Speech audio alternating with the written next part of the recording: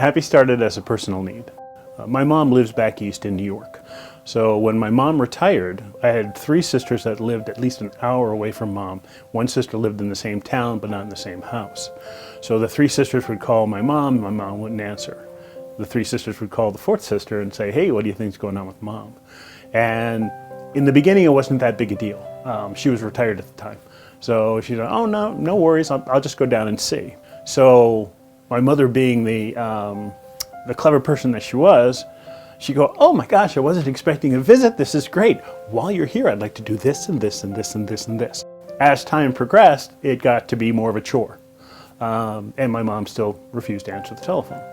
About 6 months of this, there was a day that my sisters called my 4th sister and they said, hey, what do you think's going on with mom? And unfortunately, she just lost it. She said, look, this isn't fair. You're comfortably at home and I have to figure this out. And I can either sit here in my home and worry that my mother sprawled out on the floor, or I can go down there and spend time there and not spend time with my husband. So it's just not fair. That was the genesis of it, because we knew that technology had to somehow play a role, because you can't be everywhere. That was where HAPPIE was born. My name is HAPPIE. HAPPIE is an acronym that stands for Helping All People Promote Independence Every Day. So we started down the technology review to see what it was that we could do that was going to help her. HAPPIE, is it time to take my pills? Your next medication is scheduled for 12 noon. Okay. Am I running low on any of these? No. They are set to auto refill from the pharmacy. So I knew that it had to be just natural conversation. She had to be able to speak naturally, and she had to be able to get the answers she needed. We knew that if we took artificial intelligence and machine learning, we could actually teach a device to learn my mother's patterns inside of her home. My sisters need to be able to discreetly look in on my mom and try to help my mother be more self-sufficient. At this point, she started to have some really low blood pressure, and so she would slip and fall. And that was a big concern because she refused to answer the phone. So if they called to check on her, how do they know that she was refusing to answer the phone versus had fallen and couldn't get to the phone? With this artificial intelligence, with this natural voice processing, so talking to Alexa, talking to Siri, that type of communication, and then using the television as a display if we needed to show her any kind of messages, medication reminders, that kind of thing. That made a lot of sense to us. We knew that Alzheimer's, dementia, and other mental diseases are a big challenge, and so we said, well, if we can use these technologies to help mom, why don't we expand it a little bit to do the right thing for not only the caregiver, but also the person needing care. You're walking down the street and you see someone pushing a loved one in a wheelchair. You focus on the person in the wheelchair. Well, it's the caregiver doing the pushing. So we have to do something for the caregiver, and that's what HAPPIE's all about.